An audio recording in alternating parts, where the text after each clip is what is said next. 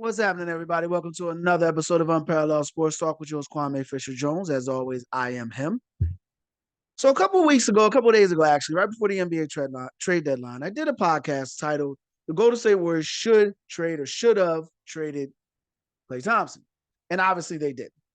But it was obvious to me in watching the game, specifically the game against Philadelphia, right before the deadline, and the games leading up to that, that there was an issue, that there was a problem in the locker room.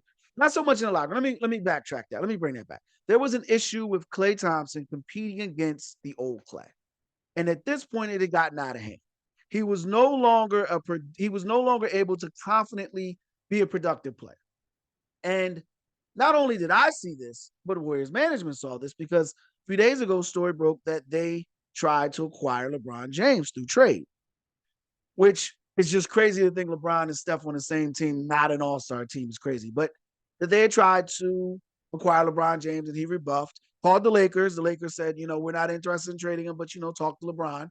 Out of respect for LeBron, and they talked to LeBron. And obviously, being in Los Angeles is, you're not going to get a lot of people who willingly leave LA to come to San Francisco. But more importantly, he's got family down there. His son is playing at USC. He's happy. He's not going to leave. But it made me feel good because as proving or kind of reconfirming that my basketball acumen was still sharper than a deacon on Easter Sunday, the Warriors had an issue. So when they weren't able to grab LeBron James, the next biggest thing they decided to do was address this issue specifically with Klay Thompson in the locker room. And Bob Myers had a great quote that came out after I did the podcast. Kind of said it in passing on NBA Today, but I want to give him credit for it. So that if the Warriors traded Klay, it would have ravaged that locker.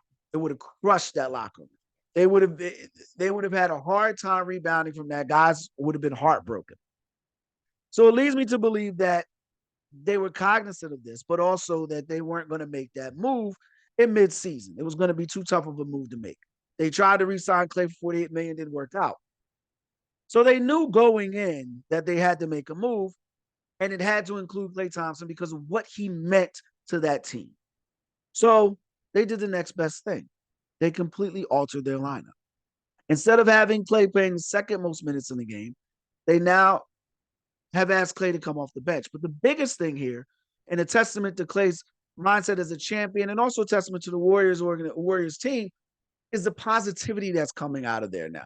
We're no longer hearing about the mutiny between Kuminga and Moody, upset about their minutes, that Wiggins hasn't been the same player, and that Klay isn't the same guy, which drives me crazy because every year you should be getting better as a person. And sometimes that better may not manifest itself in the same form as the more productive you. But if we always got to line up and compete against us at 20, we're going to lose. We've got to line up and compete against ourselves physically at 30, we're going to lose. You got to line up and compete against yourself as a teenager. You're going to lose. But the key thing here is every year, every 365, every circle around, you should be getting better. And if you're the same player you were 10 years ago, then you've wasted 10 years of your life. So Klay, although still uber competitive, still a champion at heart, has kind of led the positivity. It was first him coming out and saying it's hard. It's hard because you knew who you were as a player to watch other guys on the bench. But he also said, and this is key, that those guys are playing well. Those guys are doing their thing. But as a competitor, you want to contribute. That was the first positive thing. Then you hear Draymond come out and say his suspension galvanized the team, and it made the team more competitive. It made them put a little fire in their belly since he's been back. And now you're not hearing about the mutiny, as I mentioned, between Kuminga and Moody, mad about their minutes or how they're being used. The body language that was Jordan Poole has been expelled from the arena. And Klay is welcomed coming off the bench. Chris Paul is welcomed coming off the bench. So now you have a team that, and this rarely gets discussed, a team that has a pure blend of experience and age. And now going into the second half of the season, a little more in the second half of the season, because they got about 29 games left. But they're entering that 29-game stretch with the sixth easiest schedule in the NBA. So think about that. We've got a team that's won 4 rings, team that's got the NBA record for most wins in a season, a team that's got 4 bona fide first ballot Hall of Famers going into a stretch where they're going to have the sixth easiest schedule in the NBA. That's crazy. But here's where the gumbo gets thicker. The Lakers had the 10th hardest schedule in the NBA. They're above the Warriors. The Sacramento Kings had the 8th hardest schedule in the NBA, also above the Warriors. Clippers, 7th. And the Phoenix Suns have the hardest schedule in the NBA. And they also got my man, Bradley Beal. You know, the thing about the NBA schedule is it's great because after All-Star game, it's teams that are usually the better teams in the NBA, and I'll get back to the Warriors and their 29 games, but the teams that have playoff contention, teams that are better, usually ascend in the second half. And the reason why is because after All-Star game, you usually have about 2 weeks, and then what I call beware the Ides of March. March comes in, and teams that are not playoff contenders or teams that are not championship contenders or teams that are not playoff contenders, and they have built their organization or built their franchise around, shall we say, questionable leaders, guys that they thought were horses turned out to be three-legged donkeys. They then bail out around the first week of March. They then miss out on the first week of March. And the leader of those leaving the building is my man, Bradley Beal. You go back and do your Googles, do your research, and by research, I mean Googles. Shout out to See the God. By research, you do, and you see how many games in March Bradley Beal has played in the last 4 years. If the play, he found out early. Oh, no playoffs? Didn't know me. Bradley Beal bounced. And now he's in Phoenix. But it'll be different in Phoenix for Bill this year. Yeah, right. But Phoenix is depending on this dude. The same dude that missed, I mean, he played, 6 games in March in one season and then bailed for the rest of the year, 11 games another season. I mean, it's actually determined around the first week of March in Bradley Beal's mind that, we're not going to playoffs? I'm out. He's going to change that mindset now. But going back to the Warriors, keeping it positive, going back to the Warriors, 29 games left. Is it far-fetched to believe they can finish 20-9? That puts them at about 47 wins. Not only does it put them at 47 wins, it also moves them out of the play-in. And this is where it gets really interesting. They match up well against the Denver Nuggets, and they know that. They match up well against the Oklahoma City Thunder, and they know that. They match up well against the Minnesota Timberwolves, and they know that. In fact, the only 2 teams they would struggle against, or the only 2 teams that they would struggle against would be the Clippers and the Lakers, who they more than likely wouldn't see until either the Western Conference Finals, if they make it there, or the second round. And you're going into the playoffs, you're going into those matchups, and you're going into any team's matchup, for that matter, with Steph Curry and Draymond Green in your starting lineup. And then that mix of age that I mentioned with Kuminga and Wiggins and Baczynski, who can run all day, who won't be tired come playoff time. Then you've got a second lineup. Chris Paul, Klay Thompson, Dario Saric, GP, Gary Payton. That's a damn good second lineup. 12-9 since January. And while that doesn't rock the headboard, that's 12-9 fighting against a Klay who was fighting himself, a team that had beef between the post and the point, between the coach and his players, and a team that was fighting trade deadline rumors. All of that is gone. And that positivity that I opened up with is now permeating through the locker room. First game off the bench, Klay drops a 30-burger. Now they get a break. Now they get a time to decompress. Now the younger guys get a chance to go home with their chest out because they're all contributing in some manner, some way.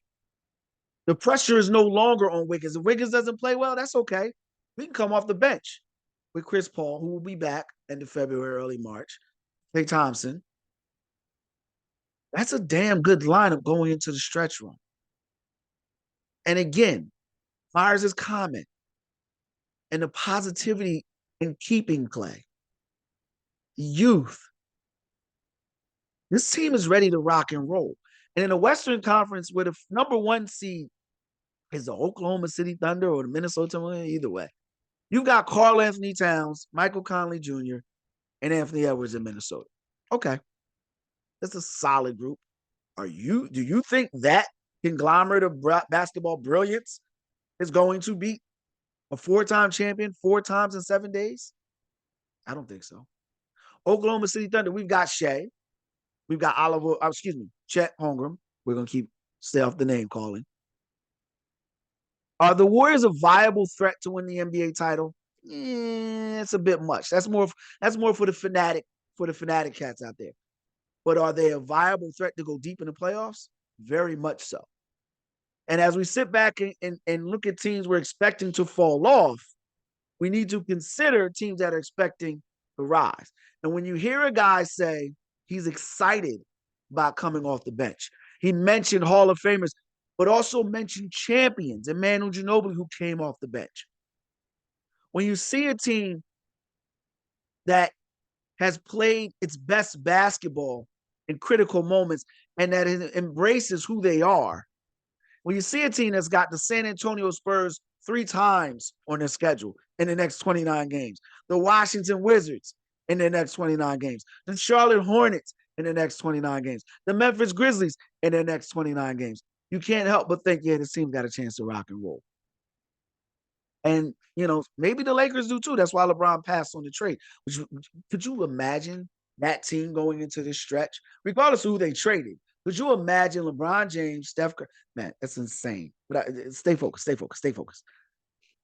So I'm not a Warriors fan, but I am a basketball fan. And I do appreciate the greatness of Steph Curry. And it's going to be tremendous to watch Steph Curry play in an underdog role. Because the last time we saw him play in an underdog role was when he won Finals MVP against the Boston Celtics.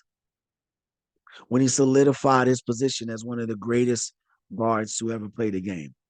When he ended he's never won a Finals MVP. When he ended he's not clutch. When he ended it's LeBron's era. Because as much as I love LeBron James, no one can discount the impact that Steph Curry has had. No one can discount the rings that he's accumulated in this time frame. And you cannot mention LeBron James's ascension to greatness without mentioning Steph Curry. And that is exciting because the Warriors will be going into the playoffs probably around anywhere between 5 and 6. They won't have home court advantage, but they'll be going up against teams that not only is the playoff pressure new to them, but the success that comes with winning one game. Oklahoma City, they throw parades when the Thunder win a game.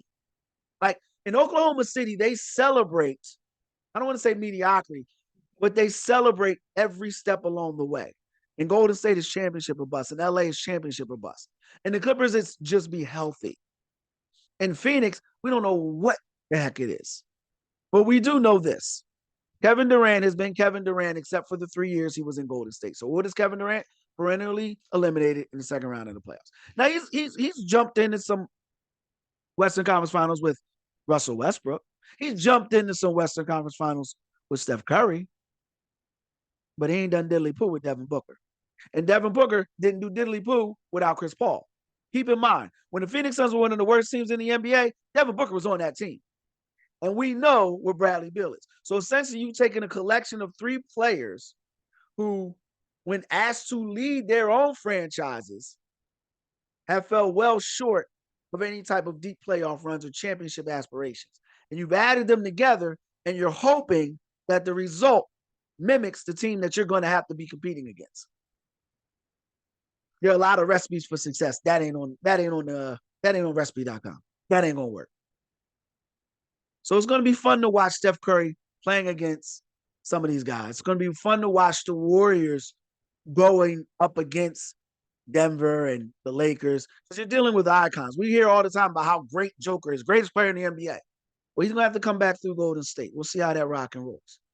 He's gonna have to play against that menace that everyone discredited, everyone questioned in Draymond Green, who's known to smack a Euro player around or two.